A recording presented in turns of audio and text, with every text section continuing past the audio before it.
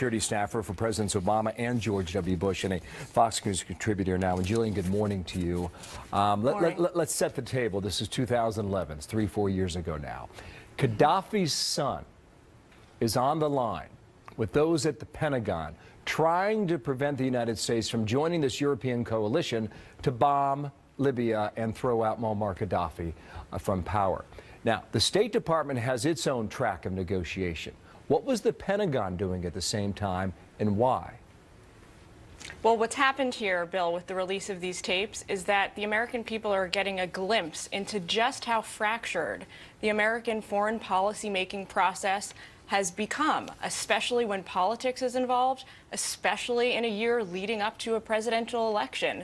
What we're seeing here is evidence that congressional and military leadership went around, if this is true, went around the administration to try and sort of institute their own foreign policy vis-a-vis Libya. And I think that this implicates, quite frankly, them more than it does Hillary Clinton. Wow, that's interesting. Why would that be then? Well, you know, in an ideal world, the United States government will speak to foreign governments with a streamlined, unified voice. This is usually managed and coordinated through the National Security Council.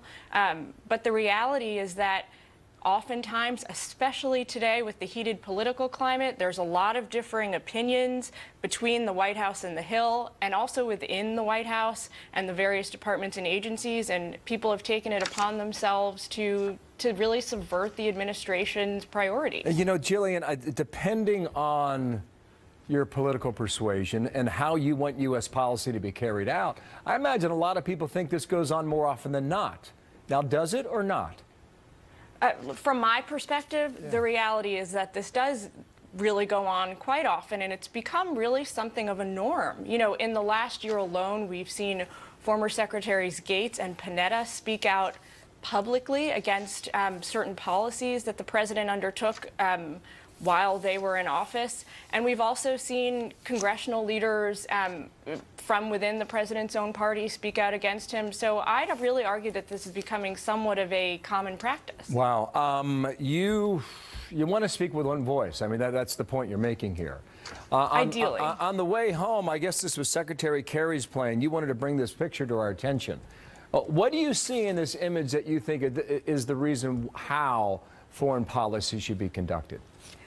I really like this picture because I think it highlights this great sort of tradition in the upper echelons of the American government's foreign policy making community, which is that either in times of crisis or when we're dealing with a very important bilateral issue, senior officials will bring on board and have meetings with their predecessors to discuss what the best way forward is in terms of U.S. national security interests. This is the kind of bipartisan effort that's really good for the United States and for the American people. When I was at the White House, I saw it happen time and time again at the National Security Council. Both Steve Hadley and General Jones did this while they were national security advisors.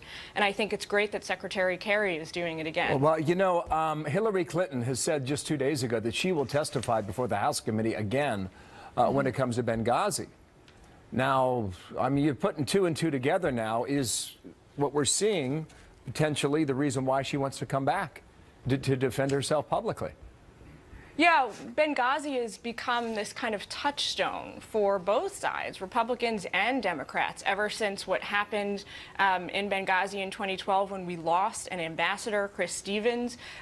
You know, people on both sides of the aisle have been very heated up about this issue. For them, I believe it's personal. For Hillary Clinton, it's also personal in some respects. And so I think that for her, part of paving the way forward, if she's going to run, is going to be trying to clear, you know, sort of clear the past and clear her name and try and create her own storyline of what happened. Yeah, that's not an easy thing to do. I mean, you're going to defend yourself publicly like that and push back. I mean, some people are going to believe you, some will not. A couple more things now. Gaddafi's son was arguing that the other side were actually jihadists, gangsters, and terrorists, he called them, according to these the transcripts and the audio that we're hearing now. And you know what's happening in Libya. ISIS is starting to spread there as well. Dennis Kucinich was involved in these conversations. He's a Fox News contributor. He's going to be on with us again tomorrow. He said this, he said the State Department opened up a Pandora's box of terrorism in Libya by ignoring the best advice of the Pentagon and the intelligence community. He continued, as a result, the region is infinitely more dangerous and terrorism is more of a threat than ever. As we look back, he's kind of right on that, isn't he? Well, look, definitely, you know, ISIS has emerged out of this sort of perceived vacuum of leadership. But I always tend to hedge a little bit against scenarios that really make the United States responsible for the rise of terrorism in the Middle East. I think that too often that's a fallback position. It implicates us, when the reality is that we've done more than any other country across the globe to help bring stability to the Middle East, allies and adversaries. Well, there's so a lot there is more. some truth There's a to lot it, more but in this too, and we're going to get to it. Kucinich is on with us tomorrow. Gillian Turner, thank you for your time today. Thanks, Bill. All right, Martha.